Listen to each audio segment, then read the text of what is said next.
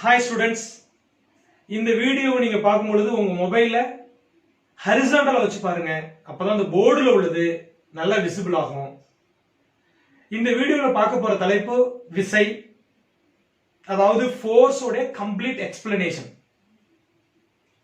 இப்போ இந்த உலகத்துல நிறைய பொருள் இயங்கிட்டு இருக்கு. அதாவது கோள்கள் முதல் சிறிய எலக்ட்ரான்கள் வரை. இதுக்கெல்லாம் என்ன காரணம் அப்படின்னு பொதுவா கேட்டா நம்முடைய பதில் என்னவா இருக்கும் அப்படின்னா, இதுக்கெல்லாம் காரணம் விசைதான் அப்படின்னு சொல்லுவோம். ஆனா இதுக்கெல்லாம் காரணம் என்ன அப்படிங்கறத இந்த வீடியோல தெளிவா பார்க்க போறோம். இப்போ விசைக்கான ஆரிஜின் முதல்ல அரிஸ்டாட்டில் வராரு. அவரு என்ன சொல்றாரு? கிரேக்க தத்துவ ஞானி. அது மட்டுமல்லாமல் கிராண்ட் ஃபாதர் ஆஃப் சயின்ஸ் சொல்லுவாங்க. அவர் ஒரு பொருள் இயங்குவதற்கு விசை அவசியம் அப்படிங்கிற விஷயத்த சொல்றாரு. இப்போ ஒரு பொருள் தொடர்ச்சியா இயங்கணும் அப்படின்னா அதன் மீது விசை தொடர்ச்சியாக செயல்பட்டுக்கிட்டே இருந்தாதான் அந்த பொருள் இயங்கும் அப்படிங்கறத சொல்றாரு. அதாவது இயக்கத்தோடு விசையை இணைச்சிட்டார். ஆனா இந்த விஷயத்த கலீலியோ மறுத்து சொல்றாரு. என்ன மறுத்து சொல்றாரு அப்படின்னா, விசை இல்லாம பொருள் இயங்கும் அப்படிங்கிற விஷயத்த ஒரு சோதனை மூலம் செய்து காட்டுறாரு. இது மாதிரி ஒரு சாய்தளம், வழுவழுப்பான சாய்தளத்தை எடுத்துக்கிறாரு. அதாவது ஃபிரிக்ஷன்லெஸ். இப்ப இதுல ஒரு பால் வைக்கிறாரு. இந்த பால் என்ன ஆகுது? சாய்தளத்திலிருந்து உருண்டு ஓடுது, ஓடிட்டே இருக்கு. இப்ப ஓடும் பொழுது அவர் சொல்ற விஷயம் என்ன அப்படின்னா, இதுல எந்த விசையும் செயல்படாமலே இது இயங்கிட்டு இருக்கு அப்படிங்கிற விஷயத்த சொல்றாரு.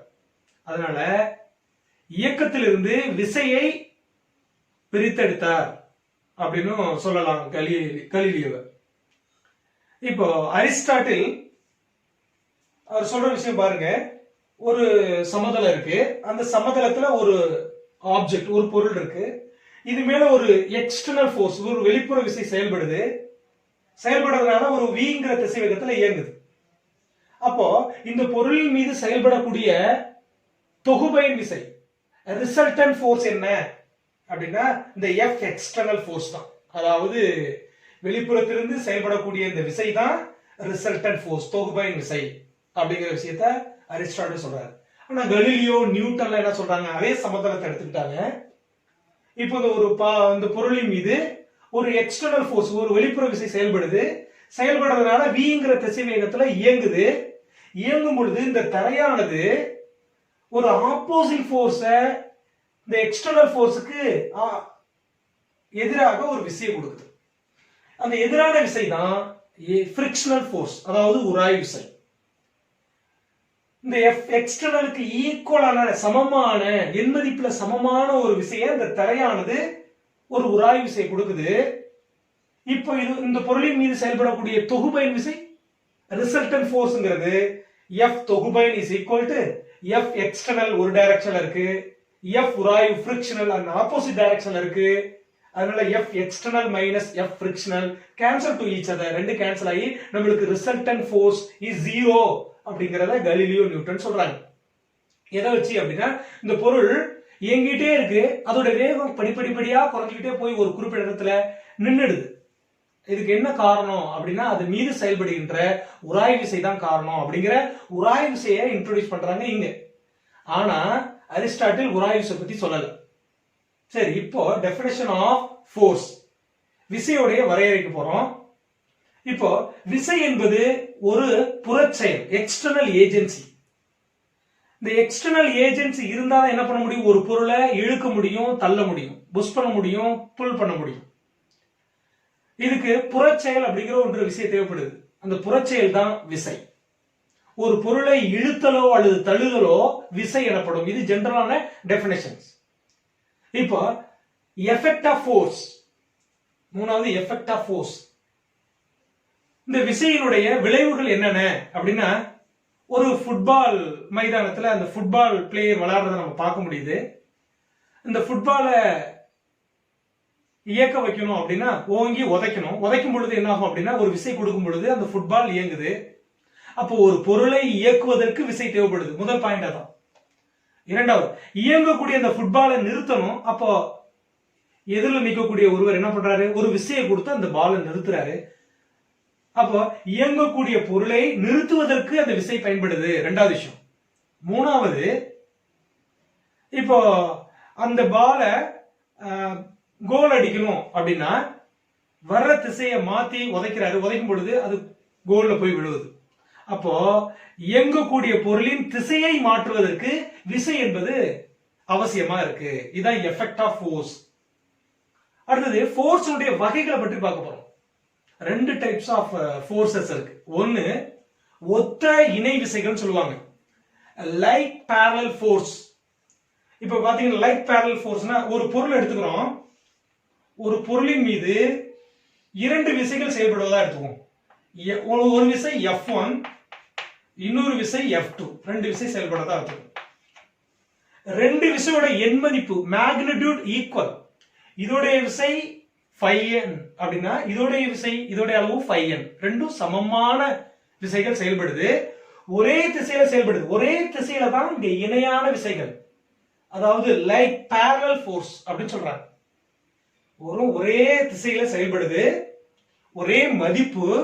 அப்பனா என்ன பண்ணுவோம், தொகுபயன் விசை என்பது Fr is equal to ரெண்டையும் ஆட் பண்ணும், F1 plus F2 ரெண்டையும் கூட்டிக்கலாம். இது தொகுபயன் விசை. இப்போ அதே மாதிரி இன்னொரு பொருள் எடுத்துக்கிறோம், இந்த பொருள்ல சமமற்ற விசை ஒரே திசையில செயல்படுது. சமமற்ற விசைனா அன்இக்குவல் பேரலல் ஃபோர்ஸ் அப்படின்னு சொல்லுவாங்க. சமமற்ற, அதாவது சமமற்றனா எதுல சமமற்ற அப்படின்னா மேக்னிடியூட்ல, எண் மதிப்புல சமம் இல்ல. ஒன்னு அதிகமான விசை 10 நியூட்டன் எடுத்துக்கிறோம், இன்னொன்னு 5 நியூட்டன் எடுத்துக்கிறோம். ரெண்டு விசை, ஒன்னு அதிகமா இருக்கு, ஒன்னு குறைவா இருக்கு, ரெண்டும் ஒரே பக்கத்துல தான் செயல்படுது. அப்ப இதோடைய ரிசல்டன்டும் Fr is equal to F1 plus F2. ஒத்த இணை விசைகளை பொறுத்தவரையும் ரெண்டையும் ஆட் பண்ணா போதும், ஏன்னா சேம் டைரக்ஷன்ல இருக்கு, அவ்வளவுதான். ஆனா அந்த விசையோட எண் மதிப்பு மேக்னிடியூடுங்கிறது ஈக்குவலாவும் இருக்கலாம், ஈக்குவல் இல்லாமலும் இருக்கலாம். அதுக்கான எக்ஸ்பிளனேஷன் கொடுத்தாச்சு. இப்ப அடுத்து ரெண்டாவது மாறுபட்ட இணை விசைகள், அன்லைக் பேரலல் ஃபோர்ஸ். இப்ப பாத்தீங்கன்னா ஒரு பொருள் எடுத்துக்கிறோம், இந்த பொருளின் மீது ஒரு பக்கத்துல ஒரு விசை செயல்படுது F1, இது 5 நியூட்டன் எடுத்துக்கிறோம். அதே மாதிரி அந்த ஆப்போசிட்ல ஒரு விசை செயல்படுது, அதை F2 எடுத்துக்கிறோம், இதுவும் 5N. அப்ப ரெண்டு சமமான விசைகள், பட் எதிரெதிர் திசையில செயல்படுது, ஆப்போசிட் டைரக்ஷன்ல செயல்படுது. அதனால இப்ப இதோட ரிசல்ட் பார்த்தா இதுக்கு எதிரான திசையில் அது இருக்கு, ரெண்டு சமமா இருக்கு, அதனால ரெண்டு கேன்சல் ஆயிடும், அந்த பொருள் நகராது.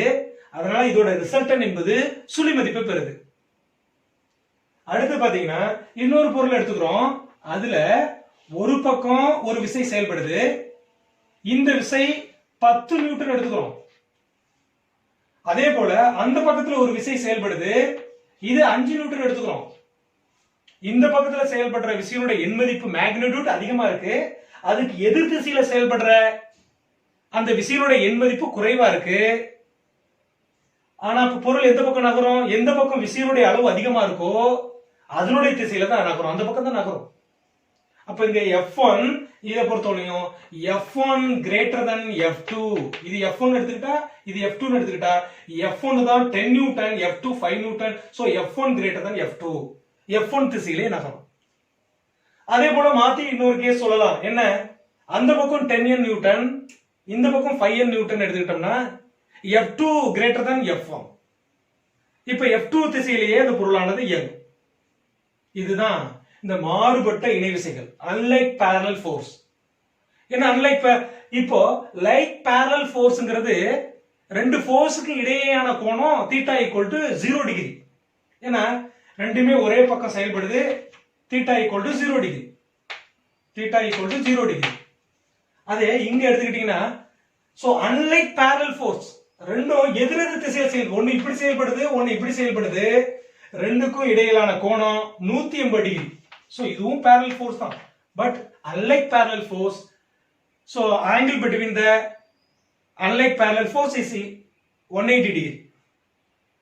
அடுத்தது இப்ப இயற்கையில் விசைக்கான எடுத்துக்காட்டு என்னென்ன, நேச்சுரலா என்னென்ன ஃபோர்சஸ் இருக்கு அப்படின்னு பார்த்தா புவியீர்ப்பு விசை, ஈர்ப்பு விசை சொல்லலாம்.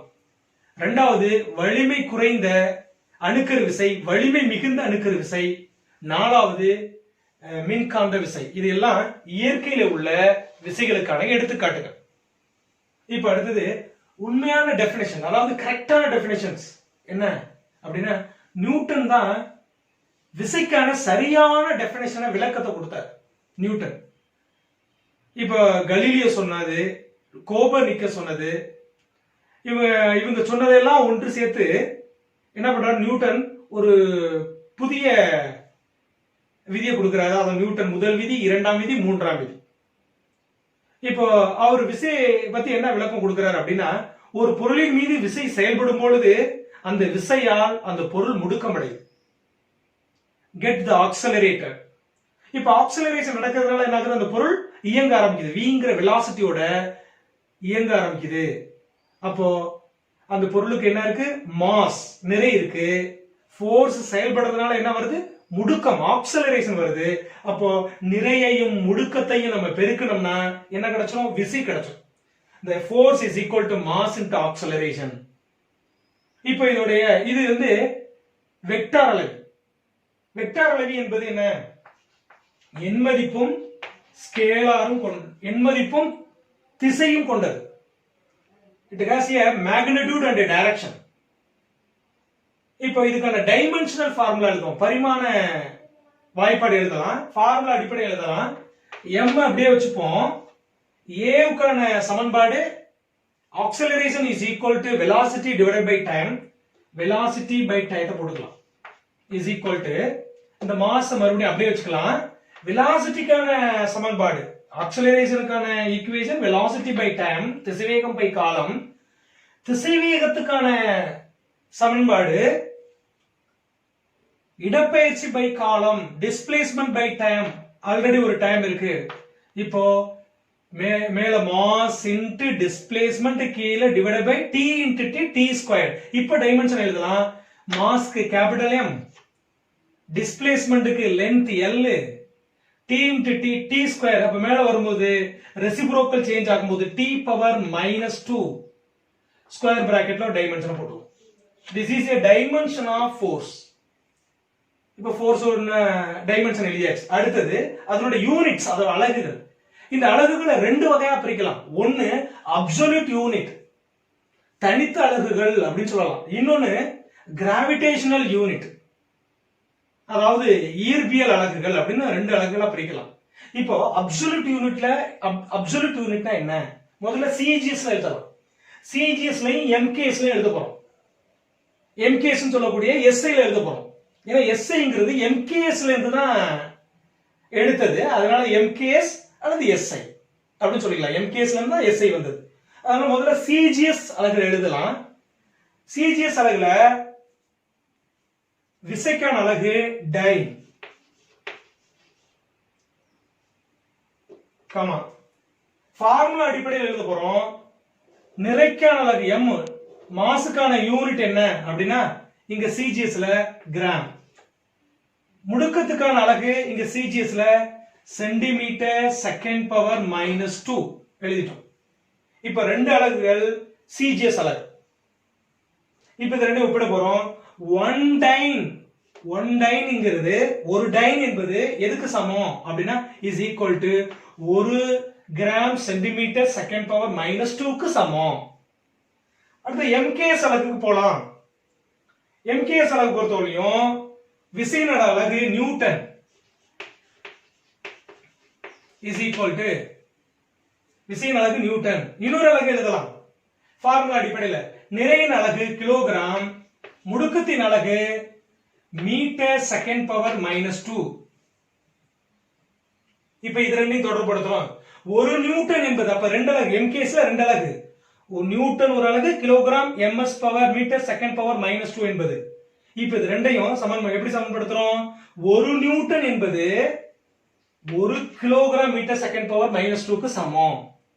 இப்போ சிஜிஎஸ் அலகுலையும் எழுதியாச்சு, எம்கேஎஸ் அலகுலையும் எழுதியாச்சு. இப்போ ரெண்டையும் ரிலேட் பண்றோம்.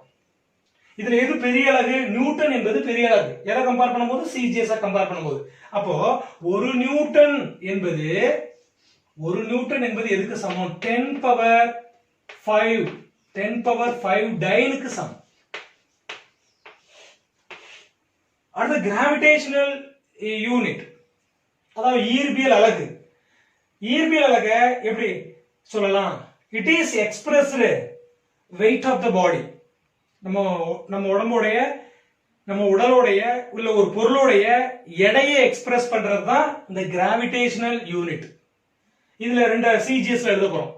சிஜிஎஸ் எழுதும் போது gram weight WT or gram force அப்படின்னு எழுதிக்கலாம். அதே போல ஒரு கிராம் ஃபோர்ஸ்ங்கிறது எவ்வளவு, அல்லது ஒரு கிராம் வெயிட் என்பது எவ்வளவு அப்படின்னு பார்த்தா ஒரு கிராம் வெயிட் ஆர் ஒரு கிராம் ஃபோர்ஸ்ங்கிறது 980 டைன், 980 டைனுக்கு சமம். அதே போல எம்கேஎஸ் அலகுல எழுதிடலாம். எம்கேஎஸ் அலகுல கிராவிடேஷனல் யூனிட்ங்கிறது கிராம் பதிலா kilogram weight or kilogram force அப்படிங்கிறது தான் கிராவிடேஷனல் யூனிட். இப்போ இதோட மதிப்பு 1 கிலோகிராம் வெயிட்ங்கிறது எதுக்கு சமம்? 9.8 நியூட்டனுக்கு சமம். விசைக்கான 2 அலகுகள். இதுதான் ஒட்டுமொத்த விசைக்கான கம்ப்ளீட் எக்ஸ்பிளனேஷன். கிட்டத்தட்ட கவர் ஆயிருக்கும். இன்னும் டீப்பா ஒவ்வொன்றையும் பார்க்கலாம். பட் இது பேசிக்கான விஷயங்கள். இதை கண்டிப்பா நீங்க தெரிஞ்சிருக்கணும். இந்த வீடியோ உங்களுக்கு நல்லா பிடிச்சிருக்கும்னு நினைக்கிறேன்.